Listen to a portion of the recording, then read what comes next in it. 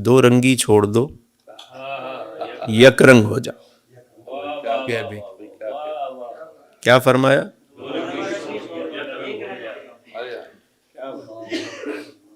یا سراپا موم بن جا یا پھر سنگ ہو جا. کوئی ایک کام تو ہو. یہ جو دو چہرے ہیں نا، کبھی نیک بن جانا، موقع ملے تو دوسری طرف اتر جانا، یہ انسان جب چھوڑ دیتا ہے اور ایک راستہ جب چن لیتا ہے تو سمجھو کہ وہ اپنی منزل کی جانب چل پڑا. یعنی مثال کے طور پہ اگر کوئی شخص معاف کرنے والا ہے تو وہ ہمیشہ معاف ہی کرے گا. یہ نہیں ہو سکتا کہ کبھی وہ انتقام لے اور کبھی وہ معاف کرے. یہ نہیں ہو سکتا. اگر اس نے یہ مزاج اپنا لیا کہ میں نے زندگی میں معاف ہی کرنا ہے تو پھر اسے معاف ہی کرنا چاہیے. کبھی کبھی قدرت آزماتی بھی ہے کہ کیا یہ جو بات کہہ رہا ہے آج یہ اس پر عمل کرتا بھی ہے یا نہیں، تو یہ آزمائش بھی آتی ہے. تو ایک راستہ ہم نے اپنانا ہے لائف میں. دیکھیے اگر کوئی سخی ہے نا تو پھر ساری زندگی وہ سخاوت ہی کرے. دریا خشک بھی ہو جاتا ہے تو اس میں نمی باقی رہتی ہے.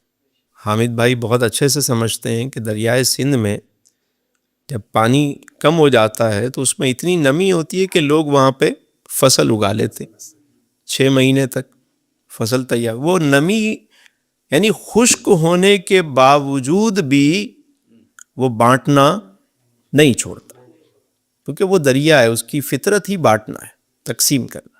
ایک ہمارے استاد تھے، ہم کبھی ان کے پاس جاتے تو وہ چائے پلاتے تھے ہمیں اور اپنے ہاتھ سے بناتے تھے. تو کسی دور میں ان کے مالی حالات بہت اچھے تھے، بعد میں اتنے اچھے نہیں تھے، لیکن وہ شروع سے زعفرانی چائے پلاتے تھے، چائے میں زعفران ڈالتے تھے. تو بعد میں ہم نے ان سے کہا کہ آپ کے مالی حالات تو اتنے اب اچھے نہیں ہیں، زعفران تو بہت مہنگا ہے، تو آپ اسے سادہ چائے پلا دیا کریں. کہنے لگے میاں غریبی آئی ہے، نوابی تھوڑی گئی ہے. تو وہ جو ایک خوبی ان کے اندر تھی وہ ساری زندگی رہی. یعنی جب مانگنے والا ہے وہ ساری زندگی مانگتا رہے گا، کیونکہ اس کے اندر یہ چیز اس کی ہیبٹ بن گئی ہے. اور دینے والا ساری زندگی دیتا رہے گا. فیصلہ آپ نے کرنا ہے، کوئی ایک رنگ چننا ہے اور اس کو اپنا لیں. نیک بننا ہے تو پھر نیک بن جائے. پھر یہ جو ڈبل اسٹینڈرڈ ہے، صبح ازل یہ مجھ سے کہا جبرائیل نے، جو عقل کا غلام ہو وہ دل نہ کر قبول، اور باطل دوئی پسند ہے. باطل دوئی، ڈبل اسٹینڈرڈ، ظاہر کچھ باطن کچھ، فرنٹ پہ کچھ بیک پہ کچھ. تو یہ جس دن ختم ہو گیا نا، یعنی جو بات مجمع میں کر رہے ہیں وہ تنہائی میں بھی وہی ہونی چاہیے. باطل دوئی پسند ہے حق لا شریک، شرکت میانہ حق و باطل نہ کر قبول. تو راہ نورد شوق ہے منزل نہ کر قبول، لیلا بھی ہم نشیں ہو تو محمل نہ کر قبول. تو یہ بات جو ہے نا اس کو سمجھنا ہے. پھر دوسری بات ارشاد فرمائی، بابا جی کہنے لگے کہ اگر جنت میں جانا ہے نا تو پھر جنتیوں والے اعمال شروع کر دو. کہنے لگے کہ میاں اگر تمہیں کہیں جانا ہوتا ہے تو آپ نے دیکھا ہمارے یہاں بچے اگر کسی کو کسی ملک میں ویزا لینا ہو تو وہ آئلٹس کر رہا ہوتا ہے، کورس کرتے ہیں نا، لینگویج کورس سیکھ رہے ہوتے ہیں وہاں کی. ابھی ایک بچہ ملا مجھے، کہنے لگے میں جرمنی جا رہا ہوں اور جرمن لینگویج جو ہے نا وہ سیکھ رہا تھا. کیوں؟ کیونکہ وہ اس کو وہاں جانا ہے اور اسی بات پر ہی اسے وہاں ایڈمیشن ملے گا کہ اسے لینگویج آتی ہے کہ نہیں آتی. تو جہاں جانا ہوتا ہے وہاں کی زبان بندہ سیکھتا ہے، وہاں کے طور طریقے سیکھتا ہے. اگر سردی ہے وہاں پر، ٹھنڈا علاقہ ہے تو گرم کپڑے رکھتا ہے، گرم علاقہ ہے تو وہ کپڑے رکھیں گے، تیاری کرتے ہیں نا. پاسپورٹ، چیزیں، ٹکٹ ساری تیار. تو فرمانے لگے جنت میں جانا ہے تو جنتیوں والے اعمال شروع کر دو. اللہ اکبر. تو کہنے لگے پتہ ہے جنتیوں کے اعمال کیا ہیں؟ آپ میں سے کوئی بتائے گا جنتیوں کے اعمال کیا ہیں؟ چلیں آج کچھ اس پہ بات ہو جائے کہ دیکھیں ایک تو قرآن کریم نے کچھ باتیں ہمیں بتائی ہیں کہ جنت میں جنتی جب آپس میں ایک دوسرے سے ملیں گے تو ان کا کلام کیا ہوگا؟ سلام سلام. سبحان اللہ. ان کا کلام کیا ہوگا؟ نہیں سلامتی بانٹ رہے ہوں گے. تو یہاں اگر کسی کوئی جنتی اعمال شروع کر دے کہ ہر ایک کو سلام شروع کر دے اور سلامتی بانٹنا شروع کر دے تو اس کا عمل کیا ہوگا؟ جنتیوں والا. اچھا جنتی آپس میں کوئی بغض، اناد، کوئی لڑائی جھگڑا یہ ساری چیزیں جنت میں نہیں ہوں گی.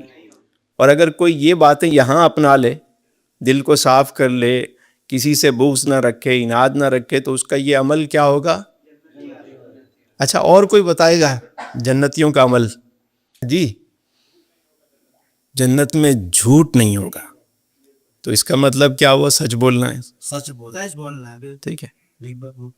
اچھا اور کوئی بتائیے.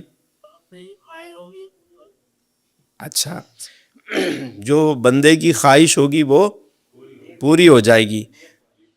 تو یہاں کسی کی خواہش، اچھی جائز خواہش پوری کر دیں. یہاں پہ اگر کسی کی ہم خواہش پوری کر دیں جائز تو کیا ہوگا؟ وہ بھی ہوگا، لیکن آپ نے کسی مسلمان بھائی کی جائز خواہش کو پورا کیا ہے تو اللہ تعالیٰ آپ کو بھی، آپ کی بھی خواہشات کو پورا کرنا ہے. اور بتائیں جی، بڑی اچھی بات بتائی جی. اور دنیا کیا ہے؟ دارالعمل ہے اور وہ دارالجزا ہے. وہاں آپ نے جو یہاں کیا ہے نا اس کی جزا ملے گی. آپ تو اگر یہاں پہ ضائع کر دیا وقت کو جو اللہ نے بھیجا ہے، خلق الموت والحیات لیبلوکم ایکم احسن عملا، اور فرمایا سارے لوگ خسارے میں ہیں سوائے کن کے؟ الا الذین آمنوا، جو ایمان لائے، وعملوا الصالحات، اور جنہوں نے اچھے اعمال کیے، وتواصوا بالحق، اور وتواصوا بالصبر، حق کی بات کہی، حق کی تلقین کی، اور حق جب کہیں گے تو کوئی تکلیفیں آئیں تو اس پر صبر بھی کیا. 4 باتیں. تو یہ جنتیوں کے اعمال ہیں. پھر جنتی جہنمیوں سے پوچھیں گے کہ تمہیں کس وجہ سے جہنم میں آنا پڑا؟ تو وہ کہیں گے ہم نماز نہیں پڑھتے تھے. کیا کہیں گے؟ تو اس کا مطلب ہے جنتی کون ہوتے ہیں؟ نماز پڑھنے والے، سچ بولنے والے، اچھے اخلاق والے، اچھے کردار والے. تو کوشش کرنی ہے کہ آج سے رجب شریف کا مہینہ ہے، کوئی جنتیوں والے اعمال شروع کرے اور غور کریں کہ میں واقعی جنت کی تیاری کر رہا ہوں، جنتیوں والے اعمال ہیں میرے. ہر بندہ یہ سوچے. جی اور کوئی جنتی عمل بتائیں. جی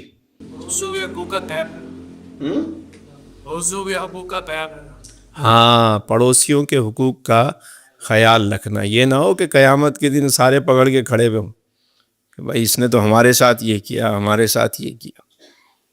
ایئرپورٹ پہ جی حامد بھائی ایک منظر دیکھا میں نے.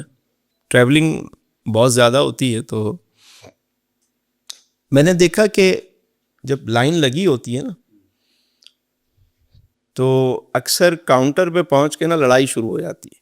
بحث لوگ کر رہے ہوتے ہیں کیونکہ وزن زیادہ ہوتا ہے، سامان زیادہ ہے، وہ اس کو ایک طرف کر دیتے ہیں. بھائی آپ یہ اتنا الاؤ ہے، اس سے زیادہ نہیں ہے. اب وہ بحث کر رہے ہوتے ہیں کہ جانے دیں، وہ کہتے ہیں نہیں بھائی ایک طرف ہو جاؤ، دوسرے کو آنے دو. لمبی لمبی لائنیں ہوتی ہیں.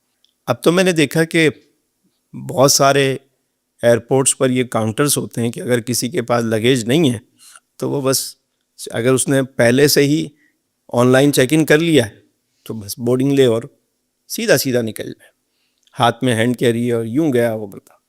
تو میں ایئرپورٹ پہ اکثر کھڑے ہو کے دیکھتا تھا تو مجھے یہ خیال آتا کہ قیامت کے دن بھی تو یہی ہوگا. جو بہت سارے جھمیلے لے کر آئے گا وہ ادھر ایک لگا ہوا ہوگا, حساب دے رہا ہوگا وہاں پہ, اور ایک جو سب چیزیں تیار کر کے آیا وہ بس یوں فاسٹ ٹریک پر جا رہا ہے. بہت اچھی تمبیہ ہے. دیکھیں نا, دنیا میں بھی تو یہ اشارے ملتے ہیں نا آپ کو. اب آنے والے کو پتہ ہے کہ وہاں یہ سوال ہوں گے, چیزیں ہوں گی. قیامت کے دن بندہ اپنی جگہ سے قدم نہ ہٹا پائے گا جب تک وہ ان سوالوں کے جواب نہ دے دے کہ مال کہاں سے کمایا, کہاں خرچ کیا, زندگی کیسے گزاری, جوانی کیسے گزاری, اور یہ سوال کہ اپنے علم پر کہاں تک عمل کیا. یہ سب سے مشکل سوال ہے میری نظر میں. ہم جو اتنی باتیں سن رہے ہوتے ہیں, روزانہ لیکچر سن رہے ہوتے ہیں, کیا ہم ان باتوں پر عمل بھی کرتے ہیں؟ قیامت کے دن حدیث میں ہے کہ بندہ قدم نہیں ہٹا سکے گا جب تک ان 4 باتوں کے جواب نہ دیتے. مال کہاں سے کمایا, کہاں خرچ کیا. صرف کمایا نہیں, حلال طریقے سے صحیح جگہ پہ لگانا بھی ہے. اور جوانی کیسے گزاری ہے, کیا صرف اسکرولنگ کرتے ہوئے گزاری یا کسی مصرف میں گزاری, یا چائے کے ہوٹلوں پہ بیٹھ کر اپنی جوانی گزار دی تم نے. زندگی کیسے گزاری. اور پھر جو سب سے مجھے مشکل سوال لگتا ہے نا, وہ یہ کہ اپنے علم پر کہاں تک عمل کیا. عمل سے بنتی ہے زندگی, جنت بھی جہنم بھی. یہ خاکی اپنی فطرت میں نہ نوری ہے نہ ناری ہے. جو اعمال ہم کرتے ہیں وہی ہمارے سامنے آتے ہیں. کوشش کریں کہ یہ جو 2 باتیں مجھے بابا جی نے بتائیں, مجھے آج ایک حدیث مبارکہ بھی آقا کریم علیہ السلام کی یاد آ رہی ہے. میرے حضور نے ارشاد فرمایا, اللہ اکبر. حضور جوامی الکلم ہے. حضور ایسی بات ارشاد فرماتے ہیں کہ جیسے دریا کو کوزے میں بند کر دیا. 2 جملوں میں بات فرمایا, تم میں سے کون ہے جو مجھے 2 چیزوں کی ضمانت دے کہ میں اسے غلط استعمال نہیں کروں گا, میں اسے جنت کی ضمانت دیتا. وہ 2 باتیں کیا ہیں؟ ایک زبان کی حفاظت کرنا اور ایک شرمگاہ کی حفاظت کرنا. 2 باتیں. حضور فرماتے ہیں میں جنت کی ضمانت دیتا ہوں, کیونکہ زیادہ تر جو بیماریاں ہیں, برائیاں ہیں, وہ زبان کی وجہ سے ہوتی ہیں. زیادہ تر اس کو اگر صحیح استعمال کریں, اور یہ جو ہم کھاتے ہیں اس سے بیماریاں پیدا ہوتی ہیں. کیا کھانا ہے, کیا بولنا ہے, اگر یہ سیکھ جائیں زندگی آسان ہو جائے. دوسرا, شرمگاہ کی حفاظت کرنا. حضور فرماتے ہیں میں جنت کی ضمانت دیتا ہوں. تو جنتیوں والے اعمال ہوئے یہ. کوشش کریں کسی ایک بات پہ بھی آپ عمل شروع کر دیں گے نا, عمل کرنا آسان ہو جائے گا. تو کیا ہی اچھا ہو کہ ہم خیر کے کاموں کی آج نیت کریں, ارادہ کریں, اپنی زندگی میں اعمال خیر کو شامل کریں. کوشش کریں کہ آج سے ہم نے 2 رنگی چھوڑنی ہے, ایک رنگ اپنانا ہے. اور یہ بھی کہ آج سے ہم نے جنتیوں والے اعمال شروع کرنے ہیں. میں اس پہ بھی انشاءاللہ جنتیوں کے اعمال کون کون سے ہیں اس پہ ایک تفصیلی گفتگو بھی ہم کریں گے. آج چونکہ ہمارے مہمان تشریف لائے اور انہوں نے بہت خوبصورت رنگ جمایا, تو میں دعا گو ہوں اللہ تعالیٰ انہیں بھی اور ہمیں بھی دارین کی خوشیاں عطا فرمائے. کوئی سوال ہو تو میں حاضر ہوں, اس کے بعد ہم ذکر کی طرف چلتے ہیں. آج وقت کم ہے, کوئی ایک سوال. تو ڈیمس والے لوگ بھاگوتم وہ بنواتے عبادت کرتے ہیں. جنتیوں کو جو سب سے بڑی نعمت عطا ہوگی نا, سب سے بڑی نعمت وہ کیا عطا ہوگی؟ دیدار باری تعالی. سب سے بڑی نعمت. اور یہ دیدار انہیں کئی گنا چارج کر دے گا. تو جو ہم دنیا میں اپنے رب کو نہیں دیکھ پاتے, لیکن انشاءاللہ جنت میں رب کا دیدار نصیب. حشر والو ہمیں معاشر کی ضرورت کیا تھی؟ حشر والو ہمیں معاشر کی ضرورت کیا تھی چارائے ذوف بصارت کو چلے آئے ہیں، خوف دوزخ کا ہے نہ فردوس کا لالچ ہم کو، ہم تو مولا کی زیارت کو چلے آئے۔ واہ، ہم تو مولا کی زیارت کو۔ اور پھر سب سے بڑی بات، اکثر شعراء بھی جنت کی بسا اوقات وہ مدینہ شریف کی تعریف کرتے ہیں تو جنت کے بارے میں وہ کہتے ہیں کہ ہم جنت میں نہیں جانا چھوڑ کر۔ میں نے کہا دیکھیں بات یہ ہے کہ اصل بات سمجھنے کی ہے۔ حضور علیہ الصلاۃ والسلام جب مکے میں ہیں تو مکہ افضل، حضور مدینے میں ہیں تو مدینہ افضل، حضور جب جنت میں ہوں گے تو جنت افضل۔